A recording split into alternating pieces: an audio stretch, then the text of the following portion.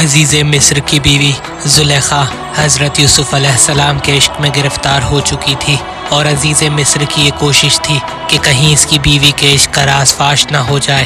مگر یہ ممکن نہ ہوا، اور مصر کی اعلیٰ سربراہوں کی بیگمات کو اس بات کی بھنک پڑ گئی، اور وہ اپنی محفلوں میں اس پر باتیں کرنے لگی، اور ان میں سے کچھ ملکائیں تو کھلے عام تنقید کرنے لگی۔ مصری بیگمات کی طرف سے اس سرزنش کی اطلاع جب عزیز مصر کی بیوی کو ملی تو وہ بہت پریشان اور رنجیدہ ہو گئی۔ پھر سوچنے لگی کہ کوئی ایسی تدبیر کی جائے جس سے وہ عورتیں اس کے سامنے زبان نہ کھول سکے اور اس کی ہمنوا بن جائے۔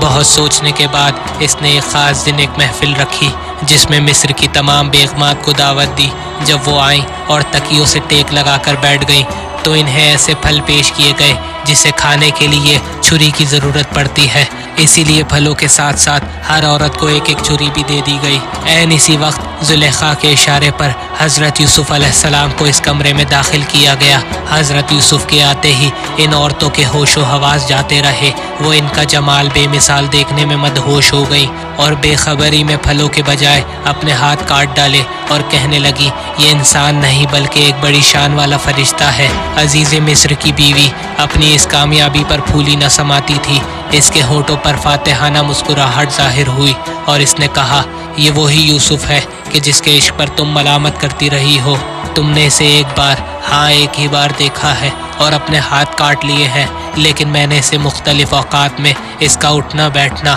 سونا جاگنا دیکھا ہے، کیونکہ وہ میرے گھر میں رہتا ہے، اسی لیے میں اس کے سامنے اپنا دل ہار بیٹھی ہوں، لیکن یہ اپنا منہ موڑ لیتا ہے اور اپنی ملکوتی روح کے ساتھ فقط اپنے کام سے کام رکھتا ہے اور حد سے آگے قدم نہیں بڑھاتا، لیکن اس کے باوجود میں اس کے ساتھ اچھا سلوک رکھتی ہوں، لیکن اب وہ میری بات نہیں مانے گا تو اس کو قید کر لیا جائے گا۔ وہ دن گزرا تو عزیز مصر کی بیوی پھر سے حضرت یوسف علیہ السلام کو بہلانے کی کوشش کرنے لگی، لیکن اس کی تمام کوششیں بیکار ثابت ہوئی، حتیٰ کہ وہ بالکل نا امید ہو گئی۔ حضرت یوسف علیہ السلام بھی اس مصیبت کے ہاتھوں سخت پریشان تھے۔ وہ عورتوں بالخصوص عزیز مصر کی بیوی کے شر سے خدا کی پناہ مانگتے تھے۔ بلا شبہ ایک مومن ہر حالت میں خدا کی پناہ مانگتا ہے اور اسی سے مدد طلب کرتا ہے۔ چنانچہ حضرت یوسف علیہ السلام نے بارگاہ الہی میں اپنے ہاتھ پھیلائے اور کہا، اے پروردگارا، قید خانے کے اندھیرے اور تکلیف برداشت کرنا میرے لیے اس مصیبت سے آسان ہے،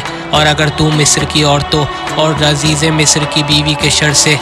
دور نہ کر دے تو خطرہ میرے نزدیک پہنچ جائے گا، پھر یہ بھی ممکن ہے کہ میں گناہ کے گڑھے میں گر جاؤں اور میرا نام جاہلوں کی فہرست میں شامل ہو جائے۔ خداوند دو عالم نے حضرت یوسف علیہ السلام کی دعا قبول فرمائی اور انہیں بہت بڑے فتنے سے بچا لیا۔